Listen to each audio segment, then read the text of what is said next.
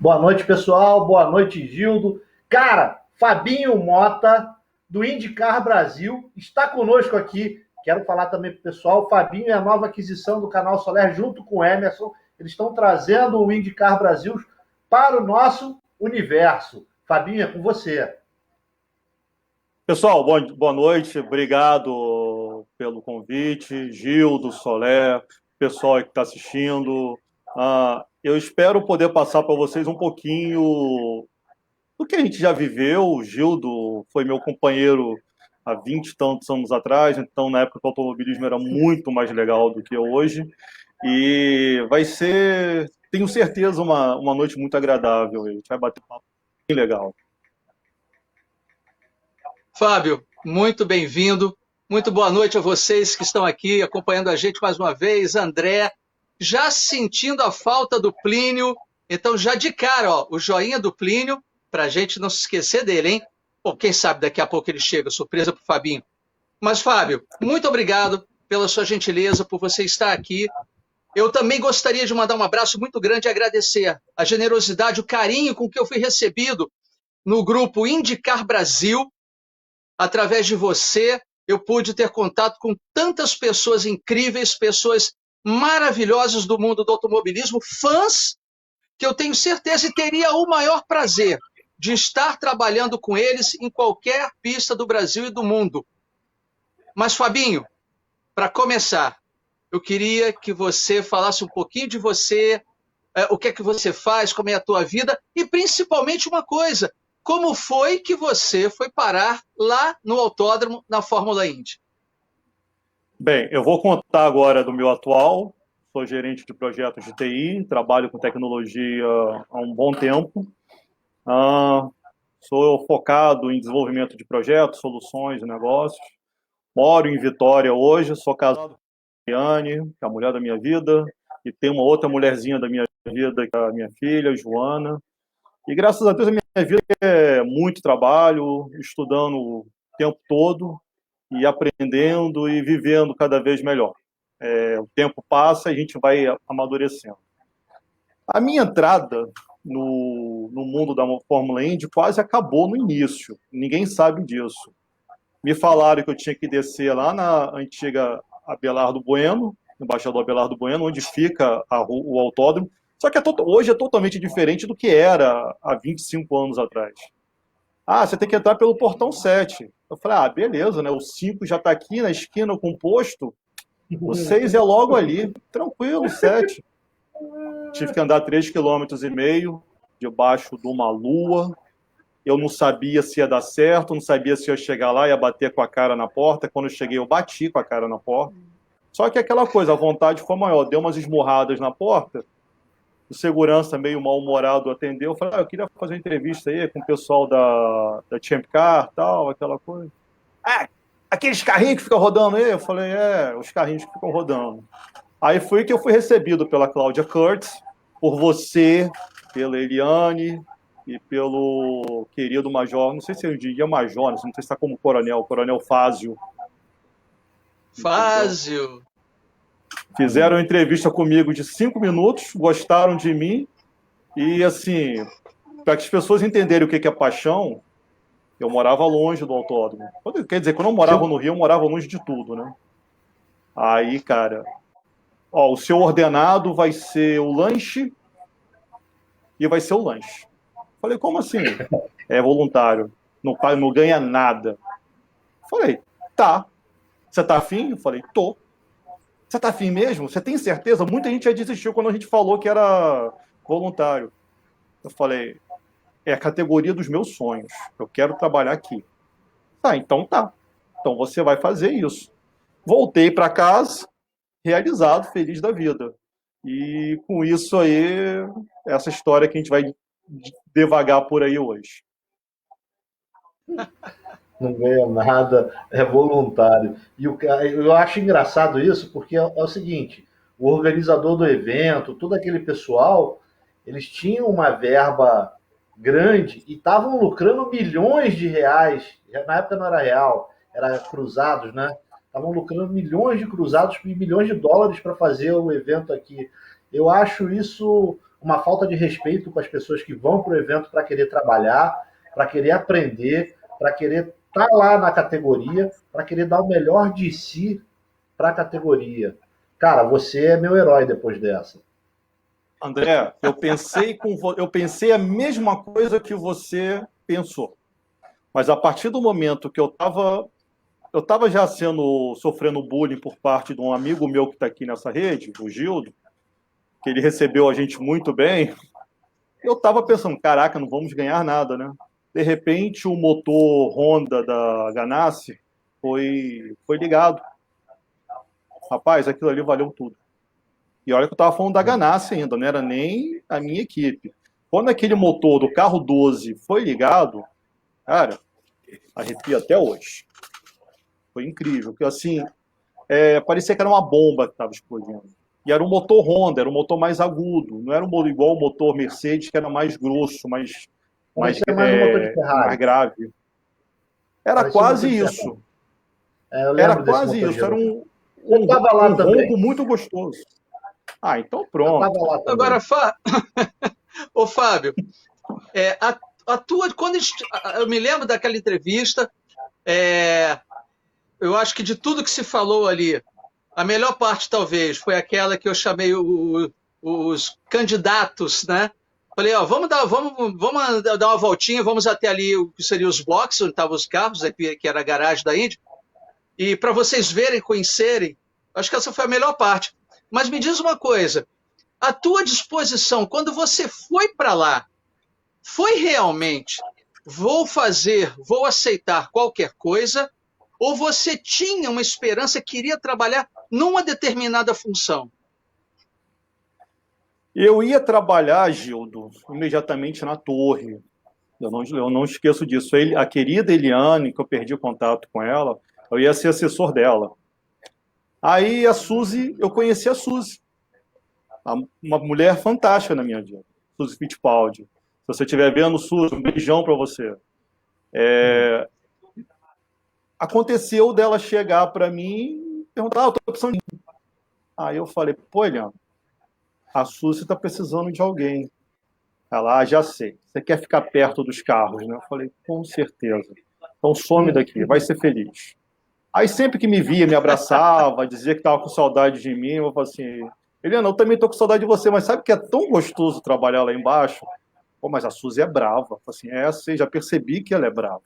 Mas eu estou vendo os donos de equipe, os engenheiros, os chefes de equipe, os pilotos, duas assessoras de imprensa, que se minha mulher estiver vendo aqui eu vou apanhar, mas eu era apaixonado por elas duas. Então, assim, foi uma loucura. Foi punk. Você já sabia, já conhecia a Suzy, você reconheceu, você já sabia, tinha uma noção de com quem você estaria trabalhando? Rapaz, eu vou te contar um mico que eu paguei. Da série, Fábio pagando mico no autódromo, eu falei, poxa, que legal, né? Você é esposa do Emerson, né? Ela, não, sou ex-cunhada. Tá bom, desculpa, foi mal. Ela olhou para mim, de cima embaixo, eu falei, desculpa, foi mal. Mas ela morreu de rir depois, tal. Aí me contou a história toda, tal, enfim. Cara, quando eu fui trabalhar lá, eu sabia que eu não ia ganhar nada. Eu não tinha esperança nenhuma. Mas, assim, eu tinha uma mochila, minha velha companheira, essa mochila ia comigo vazia e voltava cheia. Alguns dos exemplos que ela voltava cheia, entendeu? Estão aqui. Eu tenho uma absurda de bonés. As camisas, infelizmente, sabe como é que é, né? Efeito da gravidade, você perde. Mas eu tenho as minhas credenciais guardadas, eu tenho os ingressos guardados. Assim, claro que tá tudo escondido, né? Porque minha mulher, falei para ela que só iam ficar 2 ou 3, o resto ia ficar na casa dos meus pais. Eu trouxe tudo. Então, assim, Fabinho, a gente... Oi. Fabinho, dá um alô aí para um cara que tá lá falando com você assim, ei, carioca, Michael Bertolato. E o Michael, abração, cara. Abração, irmão. Fica com Deus.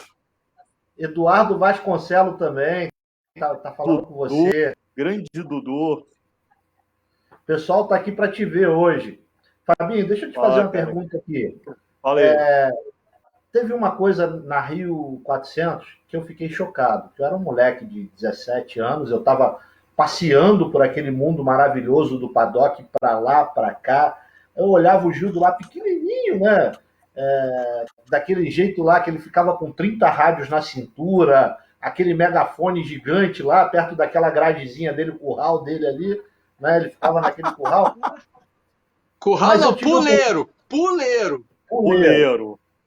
Eu tive uma oportunidade de chegar ali onde ficavam os Pace Cars parados, né? Tem até uma foto muito legal do Gildo, que eu acabei esquecendo, senão eu pegava ela, dos dois Pace Cars parados, e eu fiquei impressionado. Quando eu parei na traseira dos dois Pace Cars e olhei para a arquibancada lotada, mais de, sei lá, 200, 300 mil pessoas ali naquele evento, e a gente do palco do evento. Aquilo, para mim, foi assim algo surreal, né? Eu nunca tinha vivido algo parecido com aquilo. Eu tinha 17 para 18 anos. Como é que você se sentiu quando caiu a ficha, que você viu aquela arquibancada, aquela galera toda lá e entendeu? Caramba, isso aqui é a Fórmula Indy. Soler, eu vou te falar uma coisa. Pra gente que trabalha ali, a corrida é o pior dia. A corrida é muito chata. Por quê? Os caras estão para ir embora horas depois. Eles ficam com todos os equipamentos à disposição fica mais ou menos até o armar.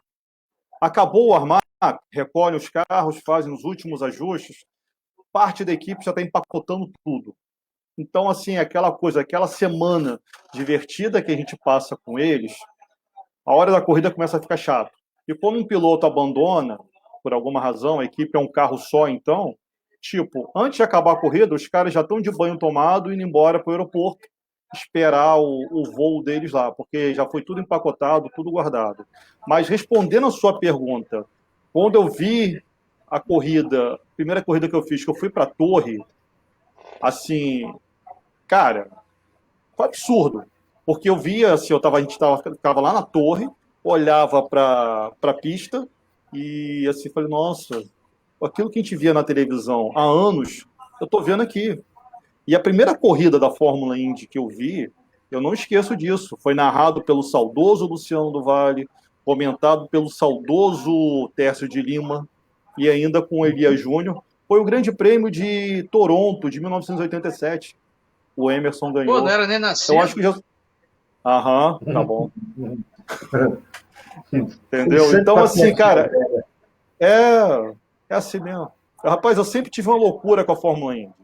Eu gostava de Fórmula 1 enquanto a gente tinha o Senna. Beleza, o Piquet estava ganhando. Outra coisa também que eu achei legal, eu tive a oportunidade de estar no paddock de Fórmula 1 em Interlagos, né? Foi quando o Schumacher passou para a Ferrari. Não, foi depois. 2001. Eu estive no paddock de Fórmula 1 de 2001. Uma coisa que eu notei na Fórmula 1, o carro entrou pro box, nego fecha a porteira, piloto é Deus, ninguém conversa com ele, e apesar de ter a visitação dos boxes e tal, a coisa não é tão informal quanto na Fórmula Indy. Na Fórmula Indy, eu me lembro do Raul Boesel estar passando aqui, eu vi, Raul, vem cá, catei ele aqui, vem cá, vamos tirar uma foto. O Mário Andretti estava passando, garrei ele aqui, Mário Andretti, vem cá. E foi uma coisa mais assim, a gente estava mais perto dos ídolos. Na Fórmula 1, isso não aconteceu. Eu tive uma experiência de fã, como é que eu era, ô Gildo? Qual é o apelido que você me deu mesmo? Na Fórmula Indy era Peixinho. Peixinho, de estar com tempo. Mas isso me surpreendeu. E como é que era com vocês que estavam trabalhando, ter o contato com essa galera? Porque eles eram muito educados com a gente, mas com vocês em tratamento, eu imagino que, além da educação, ia um pouco além. Olha, eu sei que cada contrato que eles assinavam com a categoria, com a equipe, eles assinavam com a categoria, que tinham algumas cláusulas básicas. Obrigatoriamente ser simpático com o fã. O americano, ele pensa sempre num show. Então, o show, o artista tem que fazer o fã sentir bem. Então tem essa coisa do consumismo americano. Então, se o piloto, não quero ir para a tarde de autógrafo, ele não tem o porquê querer, ele só não podia ir se ele tivesse dentado, se ele tivesse hospitalizado, não fosse correr, aí vai. Mas fora isso, eles são obrigados a 30 minutos por final de semana, depois especialmente do treino de sábado, faz uma fila de mesas, eles ficam sentados fotografando, autografando, faz tudo. Cara, eles são totalmente obrigados a fazer isso. Só que a mentalidade americana, os caras fazem aquilo por prazer. Até porque o americano ele é muito fiel à marca. Eu tenho amigos americanos que os caras torciam errado, torciam para Ganassi. Eles não compravam na Kmart, por exemplo. Eles só compravam na Target. Eu tinha um amigo que ele adorava Budweiser. A camisa dele era do Rich Hearn ou do Christian Fittipaldi. Entendeu? E por aí vai. O americano é muito ligado com isso. Então ele tem a fidelidade da marca e do seu representante, do seu embaixador. No caso, aquele momento ali, o piloto. Entendeu? Ô, Fábio, você me acompanhou, ou melhor, nós acompanhamos todos os eventos da Fórmula Indy, e, aliás, eu me lembrei até de responder uma coisa para o André. André, a primeira Fórmula Indy, ela deu prejuízo. Deu um prejuízo de, não sei se foi 5 milhões de dólares ou 3 milhões e meio, uma coisa assim, porque se fez muito mais do que se podia. O organizador realmente esteve à altura da organização americana. Tanto que foi um espetáculo, um sucesso, e depois isso rolou umas brigazinhas, umas tretazinhas, para saber quem que pagava a diferença. Mas era entendido e compreendido que isso aí ia se diluir. Tudo que se fizesse de bom naquele primeiro momento iria se diluir ao longo dos anos e anos e anos que a gente esperava, né, que ficasse aqui. E ficaram 5 anos, e a partir daí deixou uma saudade danada e uma pista não utilizada. Mas, Fabinho, justamente com essa perspectiva da gente ter o evento por muito tempo, nós começamos, a gente teve que improvisar, né? Você lembra que os teus escritórios ali eram containers na área do paddock. Depois até ganhou uma tenda, o restaurante foi lá para fora. Como é que você sentia que as pessoas viam essa condição ou subcondição que a gente ainda tinha de recebê-las? Isso era compreendido ou vocês escutavam muitas queixas? Confesso que no início, assim, normalmente vamos contar o dia operacional, os equipamentos chegavam no sábado, no domingo, aí segunda começava a montagem, até terça-feira era a montagem, preparação de box, carro, fornecedores, tudo. Eles reclamavam, só que eles eram tão encantados com a equipe brasileira. Eu posso falar isso de coração. Tem mais um amigo meu, mais um conhecido, mais outros caras que trabalharam, Gildo. Eles ficavam encantados com a eficiência brasileira. Porque o americano, um exemplo, o cara vai trocar pneu. Ele troca pneu. Só sabe trocar pneu. Mas tem que botar o jacker para subir o carro. Não sabe. Se chegar um brasileiro, o brasileiro vai trocar o pneu, vai apoiar no reabastecimento e, se precisar, vai empurrar. Então, assim, eles ficavam loucos. Eu lembro que eu vou chegar nesse ponto ainda, mas quando eu pedi para a Suzy para começar a ficar mais dentro de umas equipes, principalmente dessa aqui, o que aconteceu? Eu comecei a viver mais o dia a dia deles. Era uma equipe grande, estava numa crise absurda, ferrada, não ganhava nada há muito tempo. Se tivesse rebaixamento, teria sido rebaixado. Agora, eram os caras que tinham dinheiro, eram os caras que tinham muita grana e tinham muito nome. Então ninguém se metia besta com eles, apesar de estar uma M. Então, respondendo a pergunta do André, o início era muito ruim, mas eles ficavam encantados com a gente, porque tudo a gente estava com um sorriso, tipo, é aquilo que eu falei, primeiro ano eu não ganhei nada, mas eu voltava para casa assim, caraca, hoje eu conheci aquele cara, assim, o Gildo acho que já sabe da história. Eu cheguei lá na sala que a gente se encontrava no final do dia, eu tava assim, né? Aí um amigo meu, o que foi, cara? Parece que tu viu um fantasma. Eu falei, cara, eu conheci o Alvance Júnior. Tá, e daí? Cara, eu conheci um ser de outro patamar. Assim, depois do Ayrton Senna, para mim é o maior piloto de todos os tempos. É o meu ídolo. Mas então, isso aí é porque na nossa condição de brasileiro aqui, o automobilismo foi tido como uma coisa muito distante e os ídolos do esporte sempre como muito distantes. Quando lá fora, nos Estados Unidos principalmente, qualquer um pode ser um grande atleta, porque as coisas são acessíveis. O automobilismo lá fora tem uma coisa que o Gildo sempre falou: nós temos que fazer uma inclusão da prata para envolver essa prata da casa e fazer ela se tornar os grandes ídolos, né? E lá fora, naquela época, eles já tinham esse pensamento, esse contexto. Estou errado, Gildo? Não, de jeito nenhum. Inclusive, se a gente tivesse uma bola de cristal, né, talvez tudo tivesse sido muito diferente. Mas a prova de que a nossa compreensão, a nossa visão, entendimento do que era a Fórmula Indy, do que foi a Fórmula Indy, do que foi principalmente o tipo de automobilismo americano, está aí que agora, 2 anos atrás, a Fórmula 1 foi bater na porta de um americano, foi trazer, né, o know-how americano, foi comprada por dinheiro americano e tenta, sem conseguir, ser americana. Americana que eu digo você ter aquele despojamento, aquela interação toda, ainda para mim parece uma coisa fake, Fabinho. Quando você coloca o piloto discursando, não sei o que tudo mais, para mim ainda é muito fake. Agora me diga uma coisa.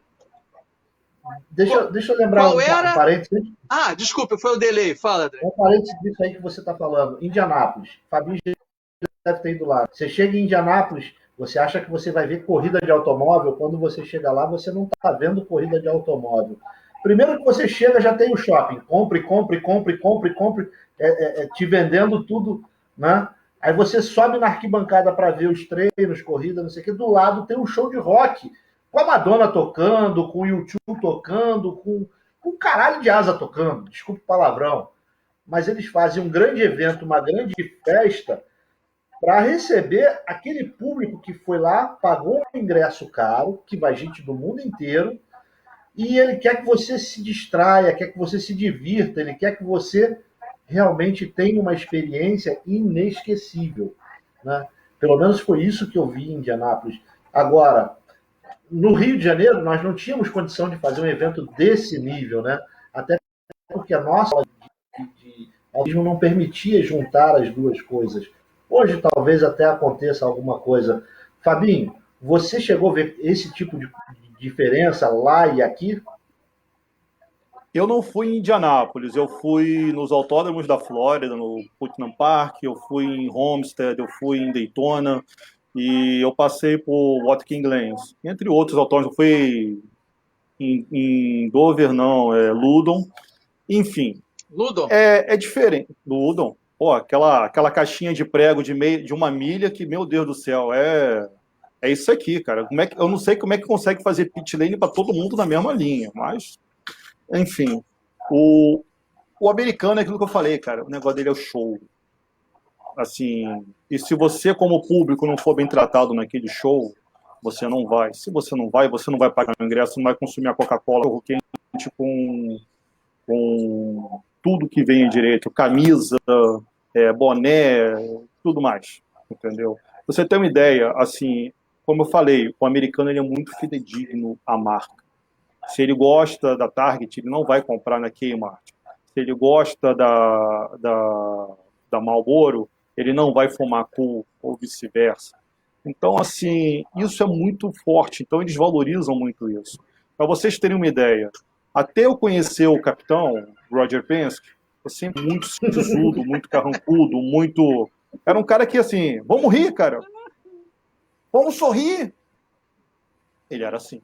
Então, quando ele começou a conviver com o Hélio, quando ele começou a perceber que ele precisava ser mais afável com que estavam tendo uma renovação de público nos Estados Unidos, e por tabela América Latina e Ásia, que é o público forte da nossa categoria, o lance mais legal da coisa é o seguinte, ele ter se tornado quase assim, com devido respeito à palavra, quase um blogueirinho. Ele não tem o perfil pessoal dele, mas ele usa, assim, ele incentiva o pessoal do marketing da Penske, de Indianápolis, da IndyCar, tá sempre bombando. Por quê? É renovação de público. Aquele público, com todo respeito, meu, da época do Gildo, que a gente não tinha nem celular naquela época, era, tipo, quando tinha internet, era discada, chegar em casa, conectar, dar uma olhadinha e cortar, porque senão a conta telefônica ia ser um absurdo. Hoje em dia, não. O pessoal tá ligado 24 horas, cara. A comunidade da Indy, que a gente conviveu, se fosse com acesso à tecnologia hoje, cara, eu posso dizer para você que seria o estado da arte. Seria absurdo. Eu acho que se tivesse a tecnologia que a gente tem hoje, há 20 anos atrás, um exemplo, nós teríamos muito mais, assim, seria muito mais fácil popularizar a categoria. Até porque o grande ofensor que a gente tinha, que era a ex-toda-poderosa, hoje ela não está mais tão forte. Redes sociais hoje dominam. Facebook está muito forte. As pessoas se falam por WhatsApp, mandam mensagem, mandam vídeos.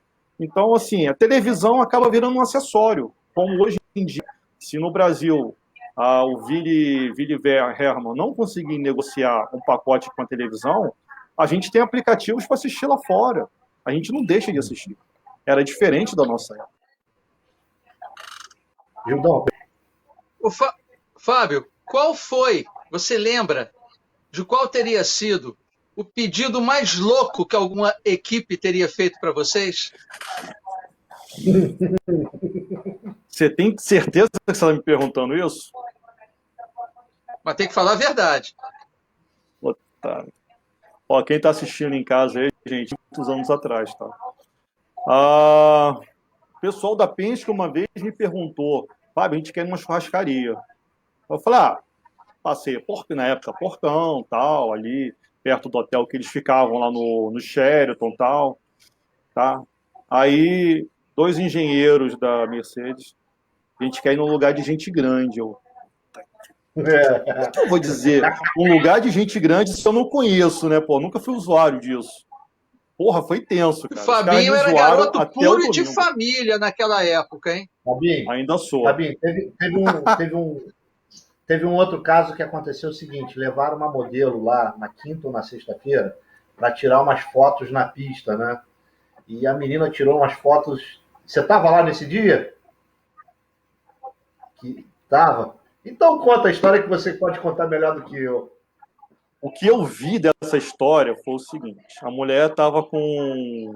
Era uma mulher adulta, com um biquíni de criança, e estava fazendo umas fotos meio obscenas para um carro. Era um patrocinador, não lembro qual agora era.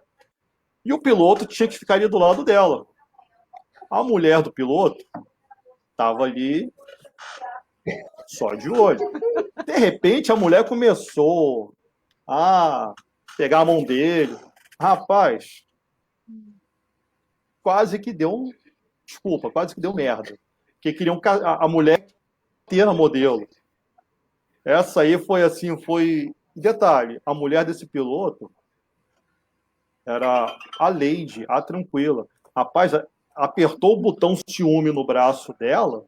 Caraca, se ela tivesse com uma chave de roda ali, acho que ela tinha quebrado a chave de roda na mulher. Eu vi a cena, Fabinho. Eu tava lá. Eu vi a cena. Foi engraçado demais. Eu ria pra caramba. Teve uma outra coisa que... Fala. O pior de tudo... Não, vai você. O pior de tudo, você não sabe. Aquele ano, a corrida foi no domingo. E isso foi mais ou menos uma quarta-feira, sei lá. Os pilotos ficavam mais livres, já não tinham tanto compromisso promocional. Aí a mulher estava lá, acho que é pela sexta ou pelo sábado, implorando uma credencial. Não queria nem ingresso, não queria credencial. Aí assim, tem coisas que só acontecem comigo, né? Eu tava com o uniforme bonitinho lá, com boné, e eu tava com algumas coisas que eu acho que eu fui levar pro carro da Suzy, alguma coisa assim. A mulher falou assim: nossa, você é lindo, adoraria ter você na minha vida. você deixa eu entrar? Eu falei, porra, filha, eu sei que eu sou feio, eu sei que eu sou duro, eu sei que eu não tenho nada. Você quer entrar, né? Não vai ser comigo, me desculpa. Quando eu contei pros caras, foi uma gozação. Mas assim, o pessoal da peixe falou assim, pô, por que você não fala? Eu falei assim, você tá doido, rapaz, arrumar uma encrenca dessa pro meu lado aí. Quando eu contei pra Suzy, a Suzy... E o que você fez? Só isso mesmo? Eu falei, só, ué. O que eu podia fazer? Pô, como o Gildo falou, era um garoto normal, puro, tranquilo, não brigava com ninguém, não peitava as ordens de ninguém. Eu era um exemplo. Hoje em dia, não. Agora eu vou te contar uma história que só eu e o Gildo sabemos. Ele me deu uma câmera de tirar retrato e falou, ó, se vira, você tá aqui de playboy, tá se divertindo, tira foto aí pra mim. Peixinho! Playboy não, peixinho. Tira foto aí. Aí eu comecei a andar com aquela câmera pra lá e pra cá, cheio de inicial no peito, né? Me sentindo o senhor importante. Num determinado momento eu chego numa garagem, eu não sei se era o Hélio Castro Neves, ou o Gil de Ferran, ou um brasileiro. Eu tô olhando, era um carro que tinha uma cobra desenhada na frente. Obra desenhada? Acho que era... Walter Salles. Que ano que era? Ah, o Walter. Walter Salles. Era uma cobra desenhada. Eu tô andando assim, daqui a pouco, pimba. Eu meio que chuto a asa dianteira de fibra de carbono do carro. Aí você imagina, né? Você imagina o que aconteceu. Você também? Ai. Ih, deixa eu te contar. Eu tava no box, foi o 27, tinha acabado de chegar. PC 27 era o chassi da Penske, que depois até a gente pode falar um pouquinho dele. Que aí eu vou contar para vocês como é que surgiu a IndyCar Brasil por causa do PC 20. Eu já briguei por causa do presidente, já briguei com o carro. Assim, uma hora o Roger Penske vai ter que me chamar para passar o Natal na casa dele, porque o que eu já comprei briga por causa da Penske é absurdo. Eu estava no box e o pessoal estava me apresentando. E foram momentos antes de eu encontrar o meu ídolo, o Anser Júnior. Cara, Pensei que era a eu. asa tava... Não, você é minha referência. Aí, cara, quando eu fui lá conhecer o cara, a asa estava sendo regulada porque o oval do Rio não usava regulagem de oval normal e nem usava regulagem de misto. Era uma coisa ali meio termo, adaptada, né? Como diria no bom sentido da palavra, uma bela de uma gambiarra. Aí o que acontece? O infeliz Dá licença, aqui dá dá um licença, bico... por quê? Por quê? Porque nós tínhamos, na época, o maior retão do certame. E você tinha aquele quilômetro freadão. cacetada, né? Você tinha a curva 1 e 2 forte e tinha a curva 4 travadona. Gildo, aproveita e dá Isso. boa noite para Danusa Palhares aí. Boa noite, Danusa. Boa noite, Danusa, que está sempre acompanhando a gente. Muito obrigado mais uma vez. E para todo mundo que está aí acompanhando, esse cara que sabe tudo de Fórmula Indy, Fábio Mota. Continua, Fabinho. Continua aí, Fabinho. Continua. Rapaz, você deu um bico na asa, arrastou, né? Eu não sei como é que eu consegui fazer. Eu dei um bico, levantou. O Greg Ryan, o Frank Corello e o Rick Reineman, eles quase me bateram. Falando sério, eu quase apanhei. Aí depois, 5 minutos, eu cansei de pedir I'm sorry, I'm sorry, I'm sorry. Eles olharam para mim, começaram a rir, aquela risada bem assim, carregada, e deram um abraço, assim, a gente tinha que pegar no pé de alguém, relaxa. Eu falei, tá bom, estou batizado então agora, né? Mas assim, essa reta que o Gildo falou, eu estava conversando uma vez com o Greg Moore, ele me disse, perguntei para ele, como é que é essa reta? Me explica. Porque eu peguei uma motoneta e dei uma voltinha na pista. E eu andando numa motoneta a 4, 5, 6 por hora, aquela curva 4, eu balancei horrores. Aí eu perguntei para ele, como é que você entra naquela reta vindo daquela curva 4? Ele, Fábio, aquela ali é a pior curva que a gente tem. Porque o carro balança muito e o tipo de bump que tem, ele quer jogar o teu carro para sair de traseira. Se você não tiver tracionando bem, você vai. Só que ali ele chegava a 150, 160, no final daquela reta, ele chegava a 330. Era uma coisa absurda. Aí chegava de sexta marcha, flat total, você tinha que fazer uma curva, você caía de 300, 330 para 120, 110. Então, assim, a cabeça do cara era absurdamente afetada por causa da desaceleração. E eu estou falando do Greg... A pressão do vento, né? A pressão contra o muro. Assim, a curva 4 é ela que mais te jogava no muro. A curva 1, talvez de todas as curvas do autódromo, era a mais certinha. Porque o que acontece? Era uma curva que não tinha tanto... Tinha utilização, mas os carros, nos anos depois, começaram a sair pela reta oposta. Então era mais tranquilo. Você conseguia ter uma dirigibilidade maior. Quando você saía do box direto no final da curva 1, cara, era terrível, porque os caras vinham lançados... Você saía no ponto de tangência. Sim, sim. Aí, assim, não houve nenhum acidente, pela misericórdia de Deus. Mas, assim, num cenário que a gente conhece, como é que hoje são esses pilotos, cara, era para ter acontecido uma tragédia muito grande. Teve interessante, Fábio. Teve um ano do Christian Fittipaldi que bateu. Eu me lembro da barreira de pneus que você, o Edinho, o pessoal desenvolveu lá no muro, que nenhum lugar do mundo tinha, e aí depois a pista ficou muito segura por causa daquela barreira de pneus, né? Eu me lembro que teve um ano que o Christian Fittipaldi entrou ali, vocês lembram disso?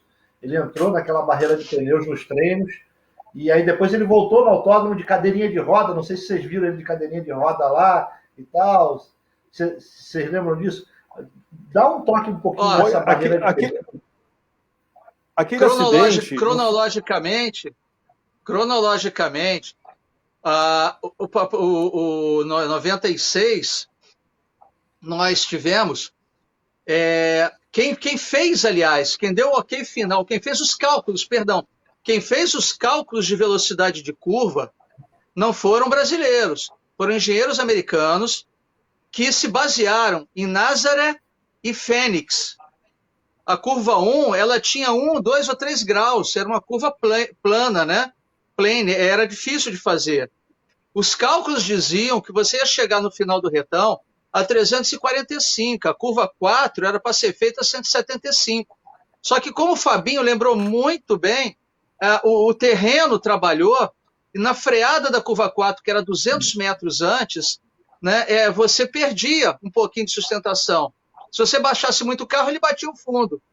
Tanto que a gente teve que pegar cone desse de sinalização de trânsito e prender no guarda-reio para ser referência visual. Então, realmente, aquela coisa... E outra, hein? A 97 foi o primeiro ano, e o Rio de Janeiro foi o primeiro circuito da Indy a ter as barreiras de pneus nas curvas, nos ovais. Nós estreamos isso aqui. Tanto que teve que ser dado... O Kirk Russell era uma das pessoas que os pilotos respeitavam muito, porque batia o olho e ele falava, tem que fazer, não tem que fazer, aqui precisa, não precisa. E ele comentou isso no primeiro ano, em 96, não aconteceu nada de grave, graças a Deus. 97, já tivemos que fazer aquela barreira, com aquela manta plástica, parafusar os pneus. Agora, Fabinho, pergunta. Oi? Eu vi montando. Pois é. Quantas noites a gente passou lá parafusando aquilo ali? Oh, meu Deus. Agora, Fábio, me diga uma coisa. Você acompanhou do início ao fim, desde quando as estruturas de 96 eram as mais simplórias possíveis, até a última que a gente fez, que teve Telemark, que teve Hollywood, que foi um espetáculo, teve um evento que nós tivemos o Start Your Engine pela estação espacial, né? E tudo mais. Me diga um motivo pelo qual você não faria a Fórmula Indy novamente. Se eu tivesse morto. Se eu estiver morto, mas eu não vou não, cara. Não vai ter como, Fabinho, mas... Oi. Vamos voltar numa coisa aqui na curiosidade. Aquele acidente do Christian Fittipaldi. Você falou que a gente não teve grandes acidentes em 96. Em 97, aquele foi um grande acidente. para mim, aquilo provou a eficiência do trabalho duro que a organização da prova, vocês, fizeram para deixar o autódromo seguro. Como é que você caracterizaria tudo aquilo que aconteceu e o depois, durante a prova? O Fint, ele correu em 90, isso foi em 98, 97, ele estava operado por causa do acidente na Austrália, o Roberto Moreno correu no lugar dele. Isso foi em 98, e eu estava conversando com a Suzy até, na hora que teve o acidente. O Christian, o problema é o seguinte, o Christian teve alguns acidentes que não foram, nem se você observar, foram tão graves assim. Mas, assim, ele ficou muito tempo com platina nas pernas por causa desse acidente em Surfers Paradise. Assim, em outros casos, eu não vou citar nomes, em outros casos, outros pilotos que eu conheci, eles não teriam feito aquilo que o Christian fez, de continuar correndo. Iam parar por ali, iam correr de outra coisa, não iam ficar arriscando o pescoço no muro de oval a quase 400 por hora. Agora, o acidente em si, todo esse desenvolvimento que foi criado aí no decorrer dos anos, para você ter uma ideia, em Mid-Ohio 2000, o Gil estava brigando pelo campeonato, era o debut dele na Penske, e ele sofreu uma batida, no final da grande reta, ele errou na hora da redução da marcha, o câmbio blocou, e ele foi para a barreira de pneus.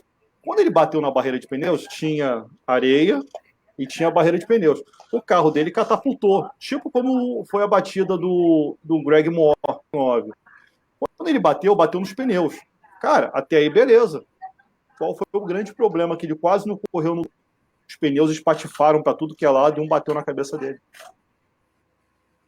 A diferença dos nossos pneus aqui no Brasil, isso que a equipe do Gildo fazia muito bem, é que os pneus eram não só presos, eles eram muito bem presos. Porque não adianta você prender com um carro que vai bater ali a 190, 250 km por hora. Não adianta. Você tem que prender muito bem que um choque a 400 por hora mantém o pneu ali dentro. Entendeu? Você tem uma aceleração de mais de 5 Gs. São 13, 14 Sim. Gs. Eu fiz... Tem o Gildo dia desse a gente estava conversando sobre isso. Os Pace Cars na Fórmula Indy é uma coisa muito engraçada. Eles convidam pessoas para andar, são 4, 5 Pace Cars. E o piloto, o chefe dos carros madrinha, eu esqueci o nome dele agora, eu vou procurar depois. Ele foi convidado. Era um gordinho. Sim, ele chegou. Suzy, vamos lá andar. Como? Tem pergunta para você de casa. Douglas Cardoso. Então pode fazer. Boa noite, Douglas Cardoso. Primeiro ele fala, que live, muito boa. Fábio Mota, fala para nós sobre alguns fatores que levaram a Indy não ter mais um GP em terras brasileiras e o que os senhores acham sobre os GPs que aconteceram em São Paulo. Eu ia chegar no GP de São Paulo, mas é que veio de casa... Cara ignorante esse tal de Douglas, né, rapaz? Esse cara deve estar falando isso comendo um costelão agora, né? Pô, cadeira, é meu irmão esse cara. Não, dá o chão. Meu irmão esse cara é meu brother. Esse aí é um dos nossos sócios lá na comunidade, nossos administrador lá, o cara é fera. Douglinhas, o que eu digo para você é o seguinte, cara, o prefeito do Rio, que foi eleito no ano 2000, para o exercício de 2001, assim, era um cara extremamente vaidoso.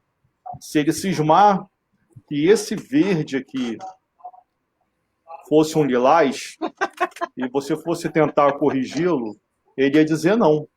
Então, assim, ele estava com tudo pronto e teve o azar, eu acho errado, o Emerson se meter em política, ele se meteu em política, apoiou do ex-prefeito Conde, o Conde perdeu, o César Maia veio voando para cima dele. Se fosse um outro promotor, eu acredito que nós teríamos a corrida. Eu tenho certeza disso. O Gildo estava na organização, o Gildo pode até falar isso melhor. E eu tenho certeza que a gente teria corrida. Porque, Gildo, não sei se você lembra, em 2001, a gente ia fazer a corrida no híbrido, o misto com o oval. É um layout totalmente novo por causa do período de chuvas que a gente estava tendo.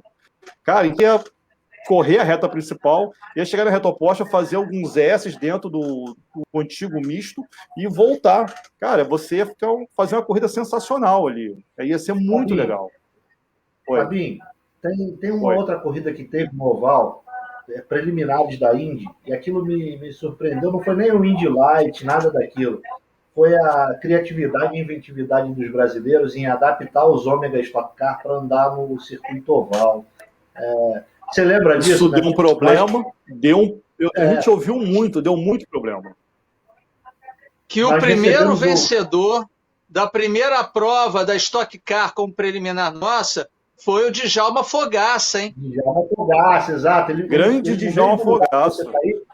Ele sentou aí nessa tela aí com a gente e contou que ele não esperava que fosse ganhar, e quando viu ele cruzou em primeiro, foi só emoção. Agora, seu lado de organizador, quanto que você viveu ali? Muito ruim aquela corrida. Muito ruim mesmo. Gerou um estresse muito grande dentro da categoria. A cúpula, não sei se o Gildo vai lembrar, eles chegaram ao ponto de pensar em cancelar a corrida e botar a corrida no outro dia, por causa que o Stock Car... Corrida ia para segunda-feira. Porque o carro soltava muito óleo. Então eles tiveram que passar os jet dryers para secar a pista. Fala, Gildo. Aliás, segunda não, falei besteira. Era para abrir a programação e eles só toparam fazer depois que a Indy corresse. Porque a pressão que dava por conta da velocidade mantida tanto tempo, inclusive quando a gente fez a Fórmula Chevrolet lá, teve carro que correu, fizemos Fórmula 3 também, teve carro que correu sem a asa traseira. Não fazia diferença. Não tinha que ter sustentação, aquele papo todo, não. Tinha que rasgar a reta mesmo e tome vento. E a pista tinha 12, 14, 18 metros de largura. Era um negócio de louco, lembra? Tivemos que fazer depois. E tinha, sim, a expectativa de que se juntasse com a chuva, para não atrapalhar, fazer na segunda-feira. Não, mas assim, Boa noite, eu lembro Sérgio. que... Boa noite, Sérgio. Fala, grande Sérgio. Vamos lá. Continua. Eu lembro, Gildo, que isso foi falado porque os carros de estoque, aqueles ômega, soltavam muito óleo. O Kirk Russell e o pessoal das equipes, eles estavam desesperados, porque os carros vão rodar. Tanto que no primeiro, acho que foi na batida do Maurício Gujomin com o Roberto Moreno, se eu não me engano, os carros perderam ali a tração por causa de fator escorregadiço. Óleo. Entendeu? Óleo, pode ter sido vapor do óleo, né? Agora tem um outro detalhe aqui que para mim foi inesquecível. Ver André Ribeiro ganhando a corrida aqui. Vocês lembram? Aquilo, porra, Senna ganha de manhã lá em Senna? Não, Senna já estava morto. Um brasileiro, foi o Rubinho. Foi o Rubinho que chegou numa puta posição lá, e à tarde o André Ribeiro encerra com vitória aqui. Aquilo foi... Eu acho que o Rubens tinha feito um... Cara, assim, o André era um cara que eu gostava muito. Eu sempre fui fã dele. Até ele ir para Penske. Eu acho que na Penske ele não andou bem. Não é. Não acho que ele era o cara para ir para Penske. Ele tomou uma volta. Ele não era para ter ido para lá. Ele foi e já chegou achando que ia ser o 01 da equipe e tal. Só que quando ele bateu lá, viu o caipirinha lá de Novo México, já era. Foi engolido, entendeu? Foi engolido. É um cara assim que eu achava ele muito guerreiro, muito raçudo. Eu achava ele mais raçudo do que o Gil de Ferran. O Gil de Ferran, enquanto ele estava na Walker, principalmente, ele era um cara meio frio, meio nariz empinado e tal. Quando ele foi para Penske, acho que aí juntou com ele, aí falou, meu irmão, tem que parar de ser esse mimadinho aí, vamos fazer zoeira, vamos divertir. Ele mudou da água pro vinho. Deixa eu fazer uma pergunta rapidinho. Gildo, qual foi o melhor evento que você fez? Qual foi o melhor ano para você? Rapaz, eu diria o seguinte, com toda a pressão, por tudo que a gente passou, por todas as, inclusive, ameaças, fomos despedidos de categorias internacionais. Eu acredito que por tudo que a gente passou, a primeira prova da Fórmula Indy no Brasil, por todo o ineditismo que foi, e deixa eu lembrar que a gente está no mês de março, Agora, 17 de março, é dia da gente lembrar desse momento incrível. Então, eu vou te falar, depois de 16 anos na Fórmula 1, a coisa você começa a bater o olho e já reconhecer o que vai acontecer, o que deixa de acontecer, como é que cada um é. A ida da Fórmula 1 para a Fórmula Indy foi uma quebra de estigmas, foi um reaprendizado tão grande, tão impactante na minha vida, e a chance de se fazer um evento aqui, de se desafiar, de ter a obrigação de juntar pessoas que pudessem representar não somente bem o país, mas também corresponder à expectativa dos americanos, eu diria que, assim, top de top de top de top foi a primeira Fórmula Indy aqui em Jacarepaguá. Por todo o ineditismo, por todas as novidades, por tudo que a gente teve que aprender. E aí que eu acho que muita gente dançou, muita gente graúda foi chamada de idiota, muita gente não cresceu dentro da Indy, e inclusive sabotaram quem queria crescer, porque faltou humildade. Não é porque sabia fazer Fórmula 1 que sabia fazer Fórmula Indy. Tinha que ter chegado no sapatinho. Então, quem chegou pisar se achando, ficou pelo caminho. E teve gente graúda chamada de idiota lá no Race Control, na minha frente. Então, uma das maiores lições também, comprovações de que na vida você tem que ser uma pessoa humilde, tem que se permitir aprender, tem que saber conviver, tem que saber que você vai chegar lá, mas a gente começa por baixo, foi o trabalho na Fórmula Indy aqui no Brasil. Eu vou dizer para você o seguinte, para mim, com tudo que aconteceu, um final de corrida chato pra caramba, porque choveu, para mim o melhor foi de 99. Para quem nos primeiros anos... Foi diferente. Nada. Eu ganhei $450. Tá certo que o dólar era R$1 e pouquinho, então não era muita coisa de diferença. O dólar estava R$1,50, R$1,30. Então, assim, não deu muita diferença do dinheiro, mas chegou um amigo do Gildo, que eu prefiro não dizer o nome para não perder a amizade, ele chegou com um envelope para mim, ó, tá aqui o teu pagamento. Foi na sexta-feira de noite. Rapaz, quando eu vi aquele monte de dinheiro assim, eu falei, rapaz, cheguei com uns amigos meus, o que a gente vai fazer? Porra, amanhã tem que acordar cedo. A gente não dorme então, pô. A gente lava o rosto, toma um café forte e vambora, né? Cara, foi muito legal. Foi muito bacana. Então, assim, a gente... Oi. Deixa eu fazer um adendo aqui a esse de 99. O de 99 foi quando toda a casa já estava ajeitada, né? Tava tudo já meio que funcionando por osmose. A coisa já acontecia. E ali a gente já imaginava que a Fórmula Indy ia ficar para sempre no Rio de Janeiro. Pelo menos era essa a sensação que eu tinha. Para vocês, organizadores, estava todo ano lá pedindo minha credencial, me dá aqui, e já contava de no ano seguinte estar lá de volta. Vocês, como organizadores, como é que vocês viram esse 99 e o que veio depois? De janeiro de 2001. Foi um dia para mim... Putz, grilo, não, aí é baixaria. Porque foi o dia que eu vi no Speed Center, que era o site da comunidade mesmo da Indy, não era o site oficial da kart, uma entrevista com o então promotor Emerson Fittipaldi falando "It's embarrassing for Brazilian motorsports". É embaraçoso para o automobilismo brasileiro. Foi quando a corrida foi cancelada por causa desses dogmas políticos aí que eu estou citando e tal, mas aquilo que eu cansei de falar com vocês. Já falei para o Gildo, perdão. Já cansei de falar com ele. Problema, eu tenho assim, eu vou falar uma real para vocês. Vocês viram falando que meu herói chama-se Alonso Júnior. Eu tenho uma predileção muito grande também por Rick Mears e pelos brasileiros, pelo Christian, pelo Gil, Nelson Piquet, Ayrton Senna. Mas em momento nenhum vocês me ouviram falar que eu sou fã do Emerson Fittipaldi. Primeiro que como piloto eu não gostava dele. Não gostava da estratégia dele, da forma dele de correr. Eu não vou sentar ali para assistir uma corrida para ver uma corrida de balé. Eu prefiro ver uma porrada de acidente e saber que o cara venceu, saiu de último, tal, não sei o quê. Então eu prefiro pilotos mais aguerridos. Como empresário, cara, eu vou dizer para vocês o seguinte: os jornais, as revistas, a internet está cheio de matéria aí sobre penhores, sobre dívidas não pagas.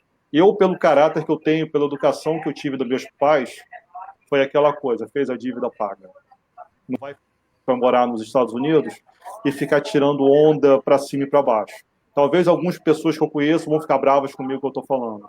Mas volto a dizer, se em 2001 fosse o Jorge Sintra, a corrida teria ficado. Uma grande possibilidade. Isso que você está falando é uma grande certeza. Eu acredito. Já vou dar um spoiler. Quem quiser saber mais, já tem um roteirinho para um livro aí. Por causa do seu Fábio, eu estou conseguindo recuperar umas marmitas, aqueles HD IDE de 10, acho que era 10 bit, para não dizer 10 mega nem 10 gigas, sabe aquele marmitão de informação?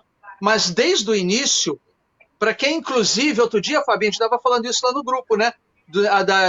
Quem questiona o Bernie Ecclestone, o Emerson, ele também fez aqui no início, 96, vai ter, não vai ter, vai ter, não vai ter. Depois o Sintra, depois Intag, depois quem veio aí, né? Fez essa jogada. Nós tivemos, você foi com muita perfeição no ponto. Nós tivemos a municipalidade contra e a favor. E aí chegou num ponto onde o esporte tomou um posicionamento político. Não ficou em cima do muro. Não foi hábil para ficar em cima do muro e para ganhar com os dois. E aí escolheu quem perdeu. Eu vou falar só mais uma coisa. Oi. Vai, fala, Fabinho. Eu vou falar só mais uma coisa. Você lembra quando a empresa do Adrian Fernandes assumiu a organização de Prêmio do México, lá em Fundidora Park? Do México? A Prefeitura de Cidade do México, a Prefeitura do DF, lá também lá em Distrito Federal, eles fizeram o seguinte: a gente vai botar os serviços públicos de recapeamento, tal, aquela coisa. Não teve um centavo do contribuinte. O Adrian, o Michel Jordan, o Antônio Michel Jordan Marrom, também entrou nessa. Sim, então, o Antônio Marrom, que era o empresário deles, cada um foi para um canto do país buscar financiamento. Para você ter uma ideia, buscaram tanto financiamento que o primeiro ano já deu lucro. Por que aqui no Brasil, alguns promotores dependem só do dinheiro público para, inclusive, tentar bancar a carreira de um neto? Pô, é isso que eu não concordo. Mais direto impossível, Fabinho. Fabinho, você foi preciso, mais direto impossível. Deixa agora eu fazer uma coisa aqui. A gente falou de 6 anos aqui de Fórmula Indy no Rio de Janeiro. Fomos para São Paulo. Quando estreou em São Paulo, que eu olhei, poxa, a pista aqui não é lisa, é ondulada, foi um problema de carro andando aqui, aquela coisa toda. Ela também não era larga, ela era estreita, o rio passando do lado. Aquilo, para mim, me cheirou a fracasso. Ia fazer uma, duas, na terceira ou quarta ia cancelar. A sua impressão, porque aqui a gente tinha uma prova, de fato, como tinha que ser, poderia virar um misto ou um semi-misto. Quando aquilo aconteceu, chegou em São Paulo. Fala, Gildo. Não, eu quero, adorei a tua colocação, eu quero apimentar também. Fábio, aproveitando esse momento que o André está falando, São Paulo teria sido, caracteristicamente, o auge de uma IRL da vida, diferentemente do que a gente pegou raiz de uma Fórmula Indy / Fórmula Kart / IRL, seria esse momento que o André está colocando, com esses diferenciais todos, Rio e São Paulo, também em termos de comportamento de veículo, de público, de piloto e tudo mais. Essa coisa da IRL versus kart. Isso. E aí em São Paulo teve essa diferença de todo o circuito, que era uma grande adaptação na cidade, né? Eu sei que nos Estados Unidos você faz isso, circuito de rua, mas nada tão mal preparado quanto foi em São Paulo. A chegada do público lá era horrível, a chegada dos carros, a logística para fazer o evento era péssima. Isso eu estou falando, não é nenhum entendido, não é um organizador. Eu quero saber o que você sentiu nessa Indy em São Paulo. Em São Paulo eu não fui. São Paulo, na época de São Paulo, eu já estava morando, eu fui transferido para trabalhar em Porto Alegre. Acompanhei muito de lá, entendeu? Via televisão. Mas assim, o que os amigos meus que foram, eu perguntava, e aí, como é que é? Teve até um amigo meu que trabalhou lá, né? Falei, como é que é? Falei, ah, cara, assim, você sabe, São Paulo é extremamente organizado, bacana. Mas assim, hoje a categoria é totalmente diferente daquilo que você viveu. Porque você viveu na época que estava jorrando dinheiro. Aqui não, aqui assim é tudo extremamente controlado, tudo no mínimo detalhe para não escapar. Eu vou citar um exemplo. O carro 2 e o carro 3 da Penske, cada um consumia, em média, por ano, 12 a 14 milhões de dólares. Era o maior orçamento da categoria. Para os extras de direito de televisão, a premiação tal. Hoje, você faz um carro de corrida para correr 16 etapas, sorridente, com 5 milhões de dólares. Então, assim, desde aquela época já estava. E ainda assim. troca de piloto. E ainda troca de piloto. Contrata piloto para oval, contrata piloto para misto, contrata piloto para rua, ainda varia de piloto, né? Vende o assento. Olha só, o Everton Rupel acabou de me falar o seguinte: até acesso de fotógrafos era ruim em São Paulo. Faltava informação, sobrava truque da segurança e também os pilotos pareciam estar escondidos. Não tinha o dia de autógrafos, como tinha aqui no Rio.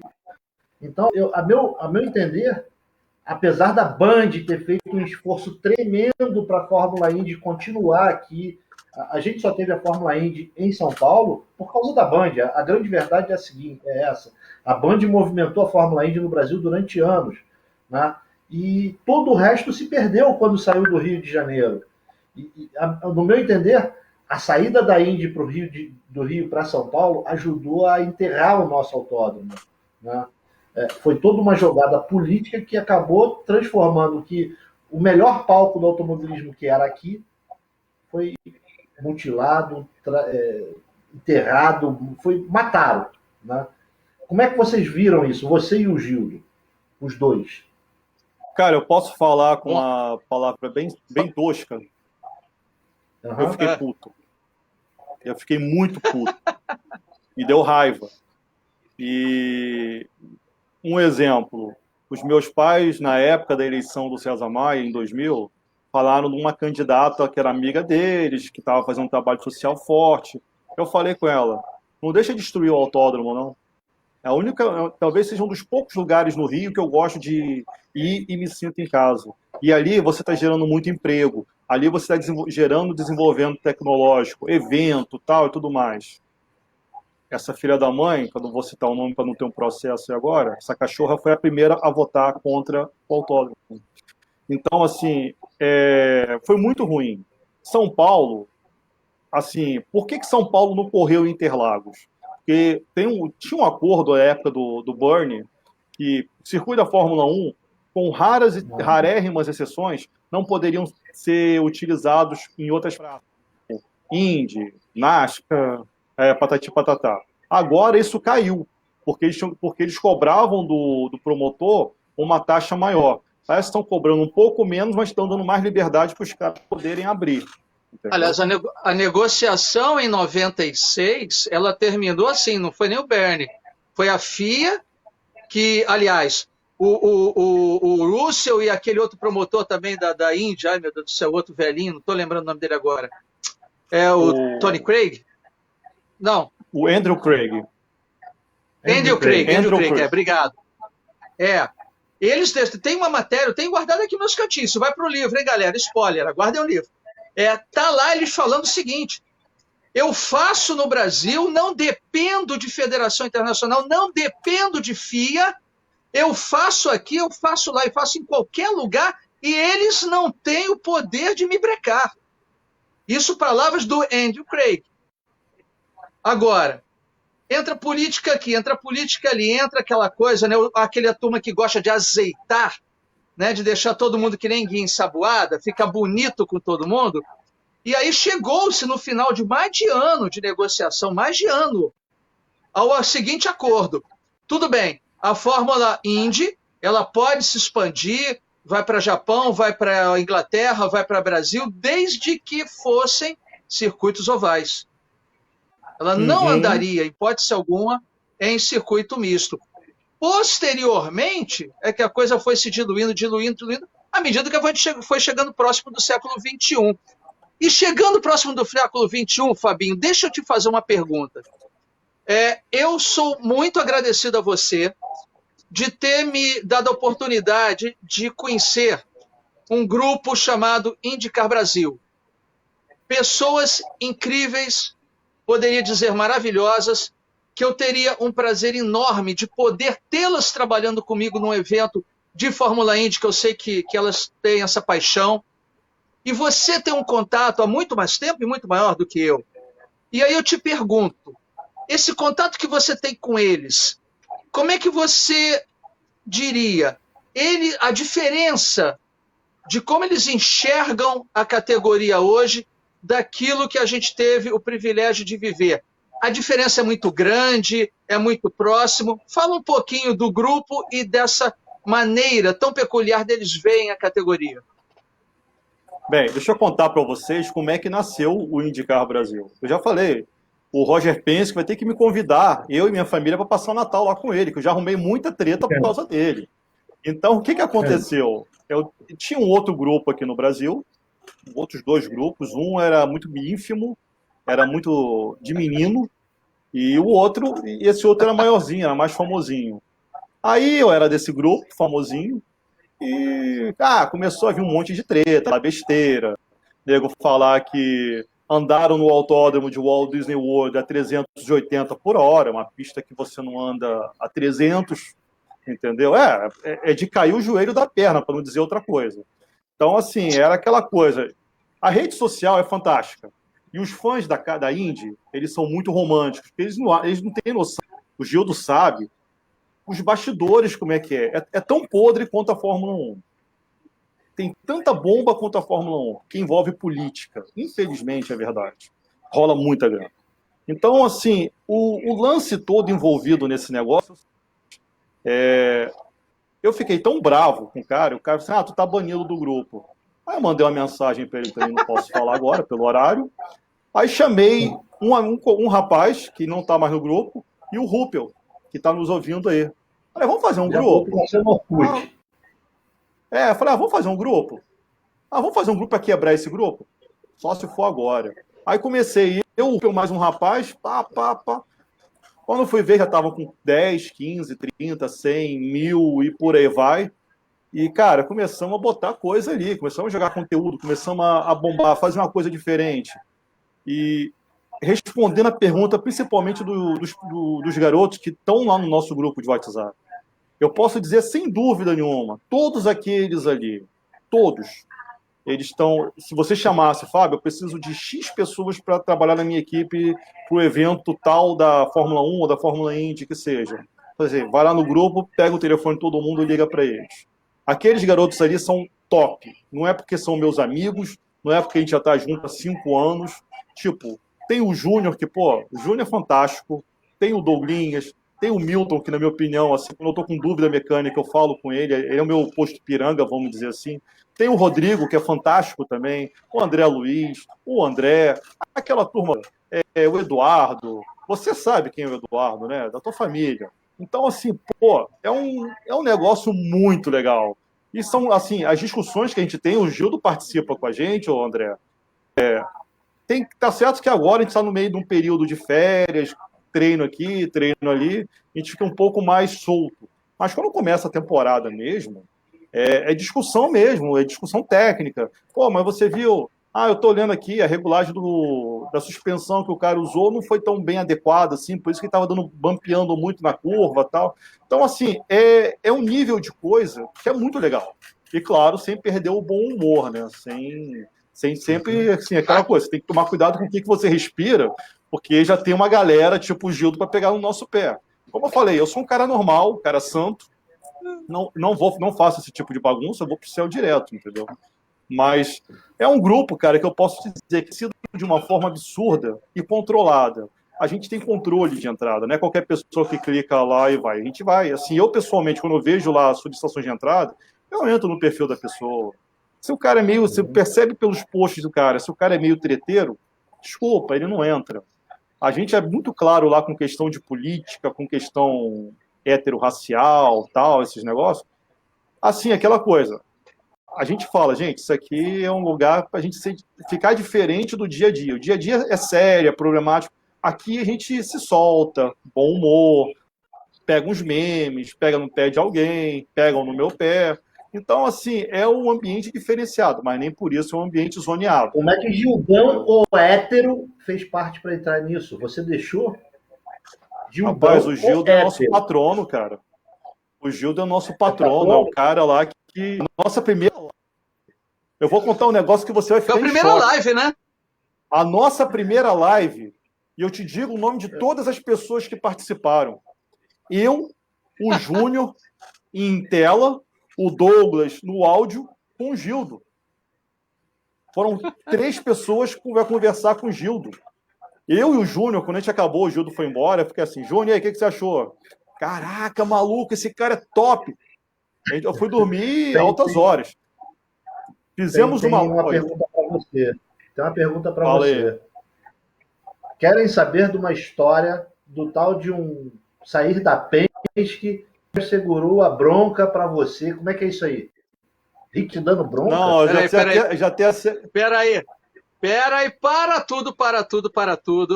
Olha só. Agora, André, para tudo. Deixa eu dar uma notícia para quem ainda não sabe. O Fábio Mota foi convidado para ser colunista no site do Canal Soler, falando sobre a Fórmula Indy. Mas vamos ter mais nomes desse tão seleto grupo, que muito obrigado a todos vocês pela recepção maravilhosa, é sempre um prazer estar com vocês. Vamos ter mais nomes vindo desse grupo, colaborando, André, em outras categorias que vão estar lá no nosso site, escrevendo as coluninhas, fazendo acompanhamento dos campeonatos. Então, pelo avançado da hora, pessoal, o spoiler está aí, não percam, acompanhem lá no site do Canal Soler. Esse cara maravilhoso, fantástico, que eu tenho no coração, que eu amo de paixão, e mais as pessoas fantásticas que vão estar conosco lá.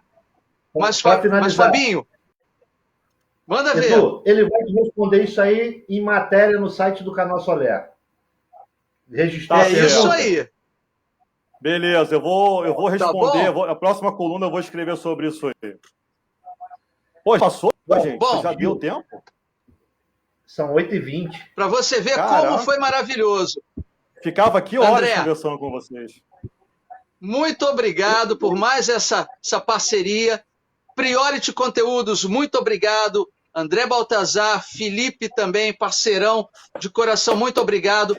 Fábio, que você seja o enviado de todos os nossos agradecimentos para o pessoal do IndyCar Brasil. E vão ter mais lives falando sobre a Indy, hein? Conto com você. E Fabinho volta aqui. Volta novamente. Olha, eu tô com o Pode ligar em cima da hora mesmo, que eu dou um jeito. Eu peço permissão para quem manda aqui em casa e eu peço para participar. Entendeu? Gente, da próxima vez, com a presença do Plínio na próxima vez, hein? Ó, o pessoal Deixa eu só dar uma coisa rapidinho. 3 horas, tá vendo, Felipe? Olha o problema aí, ó. Live de 3 horas. Só vou falar um negócio rapidinho, só para encerrar minha parte aqui. A categoria passou por muitos problemas. Chegou um momento que eu achei que ela não ia sobreviver. E agora ela voltou a um crescente. Eu falo a categoria que eu falo, a empresa. A empresa IndyCar mesmo voltou a receber investimento. A Penske colocou ações na bolsa. Ela está voltando a ficar forte. Então eu quero convidar vocês, gente, vamos assistir, vamos acompanhar o trabalho que a gente vai fazer aqui no Canal Soler. Tanto eu, o Kleber, o Everton, e todos os outros. Vamos participar, porque eu tenho certeza que vocês vão estar numa plataforma mundial e muito bacana. Gente, muito, muito, muito obrigado. Se eu demorar a dormir hoje, que eu vou estar elétrico, a culpa é de vocês. Então, cara, vocês são demais. Vocês são maravilhosos. Eu estou o dia inteiro esperando por isso. Peraí. Vocês vão me deixar ver na vida. Bom, vai, pessoal.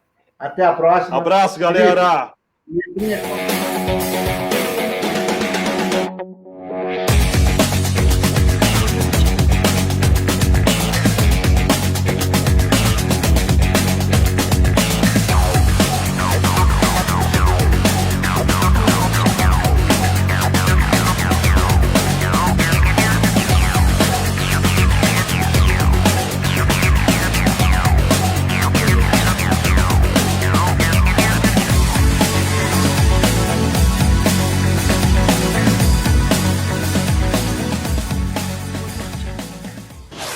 A Priores Conteúdos tem como missão levar até a sua casa conteúdos dos mais diversos nichos dentro de um app leve, simples e fácil de mexer.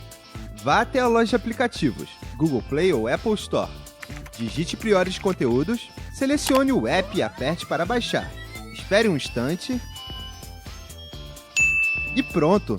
Ao abrir o aplicativo, uma lista de programas variados está disponível na palma da sua mão. Clipes, desenhos, humor, programas de futebol, kartismo, vôlei, Priority Conteúdos. Baixe o app e se divirta.